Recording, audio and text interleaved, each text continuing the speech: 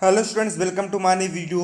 तो इसका जो पिछले वीडियो है इसमें हमने एनएएस राष्ट्रीय उपलब्धि सर्वेक्षण 2021 कक्षा 10वीं विषय हिंदी के प्रैक्टिस पेपर 2 के प्रश्न क्रमांक 1 से लेकर 42 तक के प्रश्नों का हमने उत्तर देख लिया था।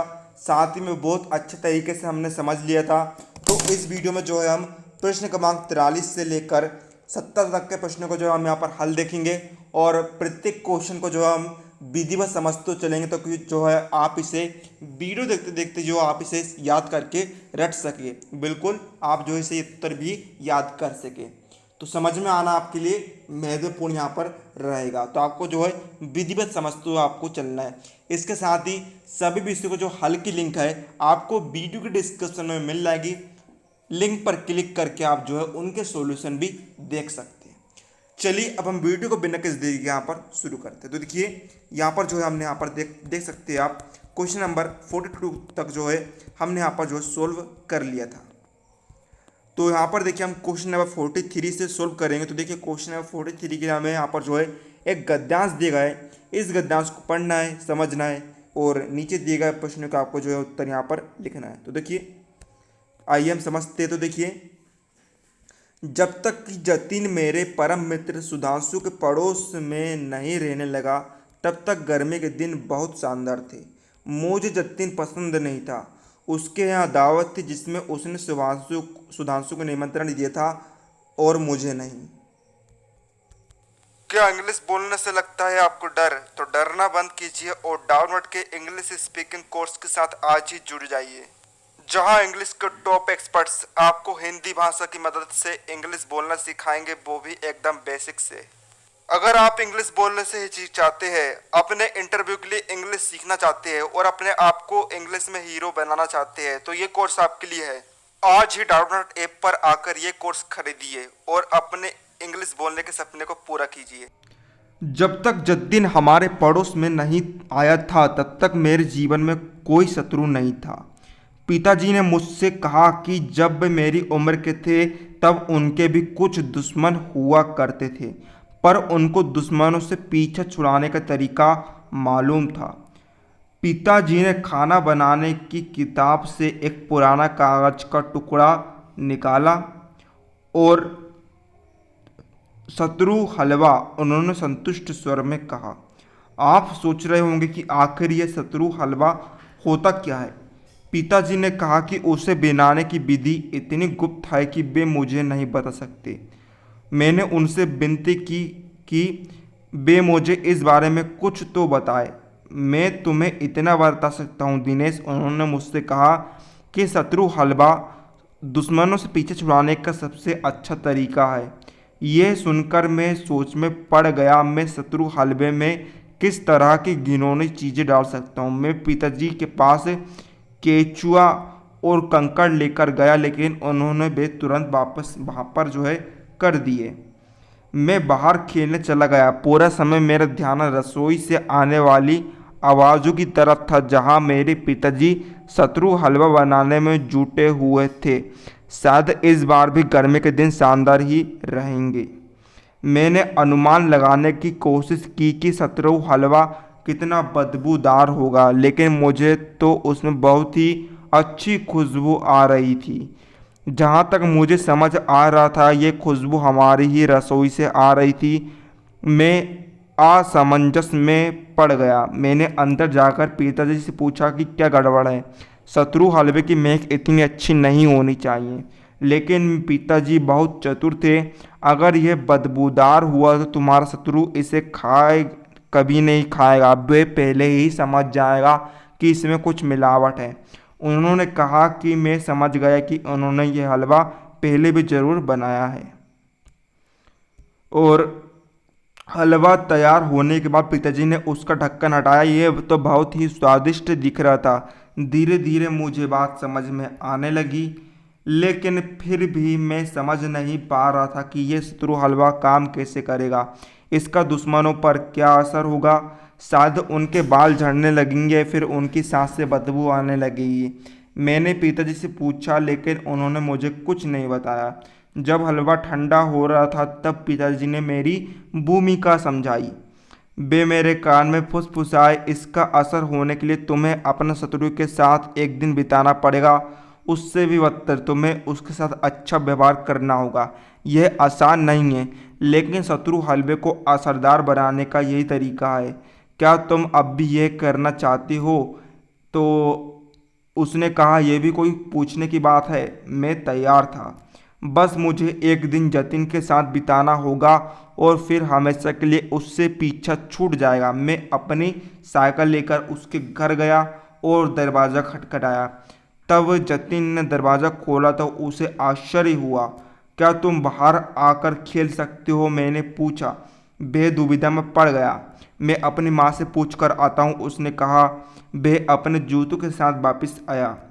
हमने कुछ देर साइकिल चलाई और फिर दोपहर का भोजन किया। भोजन के बाद हम मेरे घर गए, दोनों उसके घर चले गए।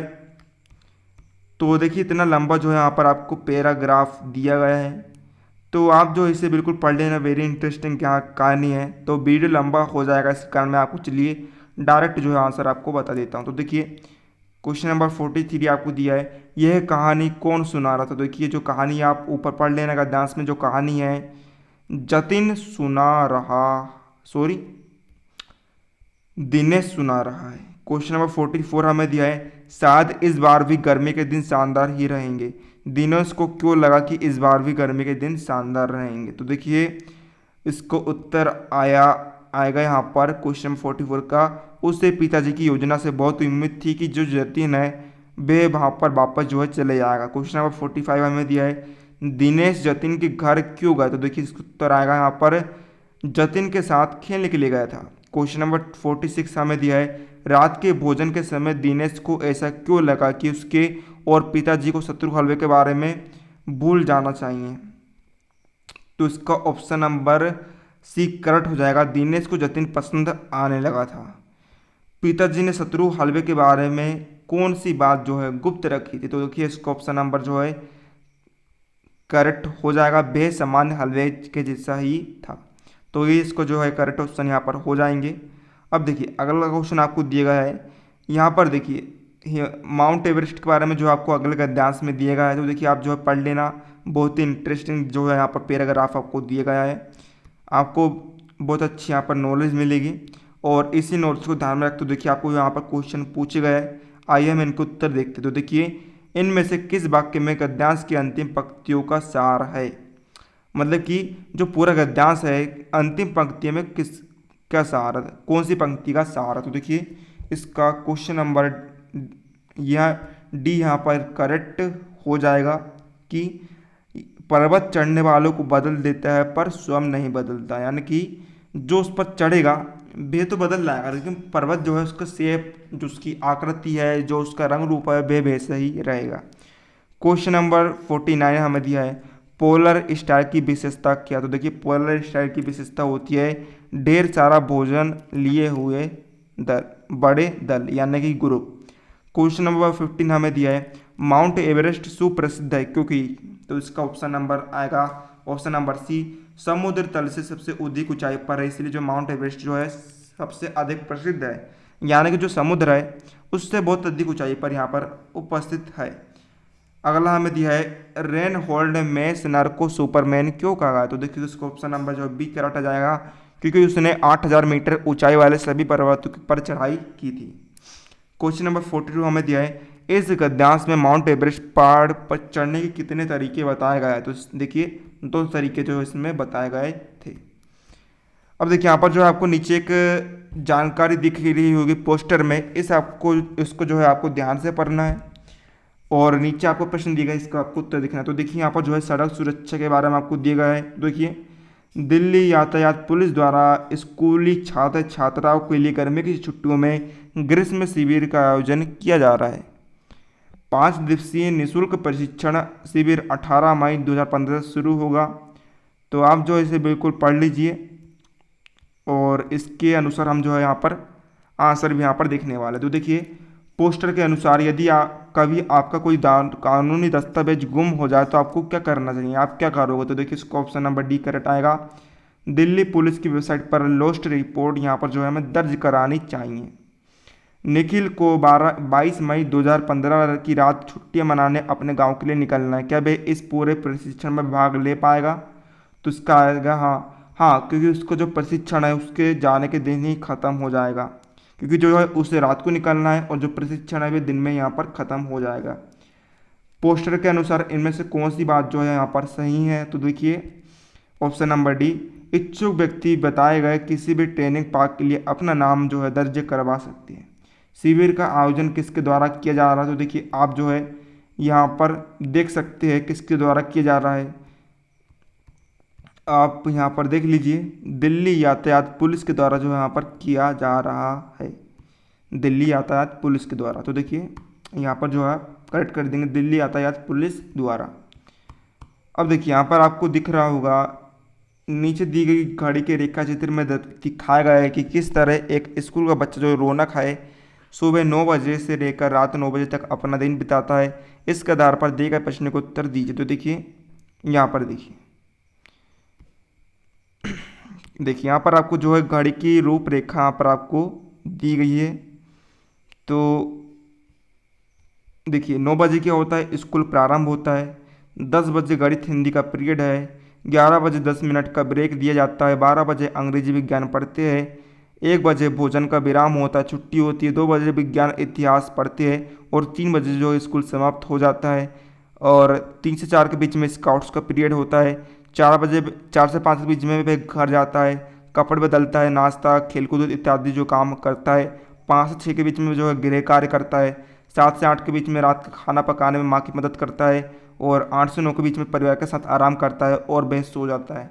इसके आधार पर जो है हमें यहाँ पर प्रश्न को उत्तर देने हैं। तो देखिए स्काउट्स के तुरंत बाद रौनक क्या करता है? तो देखिए आप देखिए स्काउट्स के तुरंत बाद रौनक जो है क्या करता है, यहाँ पर देखिए घर जाता है, कपड़े बदलना, इस सारे जो काम यहाँ पर करता है। तो देखिए इसका जो है यहाँ पर आ जाएगा, घर जाकर नहाता और कपड़े बदलता है। रात के 8:30 से 9 बजे के बीच रौनक इनमें से कौन सा काम कर सकता है? तो देखिए यहाँ पर जो आप दे सकते हैं 8:30 से 9 के बीच में रौनक जो है कौन सा काम कर सकता है? बी नंबर का, अपने परिवार के सदस्यों के साथ टीवी देखना या बातें करना या फिर मनोरंजन करना। रौनक करीब 1.5 घंटा अपना गृह कार्य खालिस्तान में बिताता है। तो उसका यहाँ पर कौन सा ऑप्शन करेक्ट आएगा? यहाँ पर बी, करने में बिताता है, जो करेक्ट ऑप्शन यहाँ पर आ जाएगा। इस जानकारी से पता चलता है कि रौनक अपने परिवार के साथ आराम करने के बजाय पढ़ने में क्या आएगा, पढ़ने में जो है ज़्यादा समय यहाँ पर बिताता है ना। देखिए परिवार के साथ आराम तो जो है बस सिर्फ 1 घंटा कर रहा है, लेकिन पढ़ाई देखिए हुए दिन भर यहाँ पर कर रहा है। अब देखिए 61वां प्रश्न हमें यहाँ पर दिया गया है कि हाँ 61वां प्रश्न हमें यहाँ पर दिया गया है, सूर्य पूर्व दिशा से उदित होता है, उपयुक्त वाक्य का प्रकार कौन सा है? तो देखिए यहाँ पर जो है हमें सिंपल जानकारी दी जा रही है, मतलब कि क्या है, विधिवाचक वाला वाक्य है। निम्नलिखित में अव्ययी भाव समास कौन सा? तो देखिए अव्ययी भाव यानी जिसमें अव्यय जो है उपस्थित हो। तो देखिए यथा संभव में देखिए यहाँ पर यथा क्या है, अव्यय है। यथा क्या है, अव्यय है। तो ये क्या होगा, अव्यय भाव समास होगा। विदेशी सैलानी ताजमहल देखकर खालिस्तान रह गए, रिक्त स्थान के लिए उपयुक्त शब्द क्या होगा? तो देखिए यहाँ पर आएगा चकित। चकित यानी कि आश्चर्यचकित रहना, है ना, चकित रह गए। गिरिधर समासिक पद में कौन सा समास? तो देखिए गिरिधर में समास का नाम है यहाँ पर बहुब्रीहि। मोहन बस में गया वाक्य में है, देखिए मोहन बस में गया, कौन सा वाक्य में कारक कौन सा है? ऑप्शन नंबर सी, करण कारक। पर उपदेशे कुशल बहुतेरे का अर्थ क्या होता है? देखिए पर उपदेशे कुशल बहुतेरे का अर्थ यहाँ पर है बी नंबर का, दूसरे को उपदेश देना, आसान समझना। अगला है किस वाक्य में अपादान कारक है? तो इसका ऑप्शन नंबर जो है यहाँ पर सी करेक्ट हो जाएगा, हिमालय से गंगा निकलती है। हो सकता है राम का काम बन जाए, अर्थ के आधार पर उपयुक्त वाक्य कौन सा? तो देखिए इसका ऑप्शन नंबर जो है सी करेक्ट हो जाएगा, संदेहवाचक। देखिए यहाँ पर हो सकता है कहना मतलब कि उससे शक है, संदेह है। मनोयोग का संधि विच्छेद क्या होगा यहाँ पर? मनोयोग का संधि विच्छेद यहाँ पर होगा मनहाधन योग। जो किए गए उपकारों को मानता है हम उसे क्या कहते हैं छात्रों? उसे हम कहते हैं यहाँ पर कृतज्ञ, जो है किए गए उपकारों को मानता है। इस प्रकार जो आपका सभी प्रश्न के उत्तर हो जाते हैं। उम्मीद है आपको वीडियो हेल्पफुल, वीडियो लाइक कर देना, चैनल पर सब्सक्राइब कर लेना। मिलते हैं अगले किसी नए वीडियो, तब तक के लिए जय हिंद, जय भारत।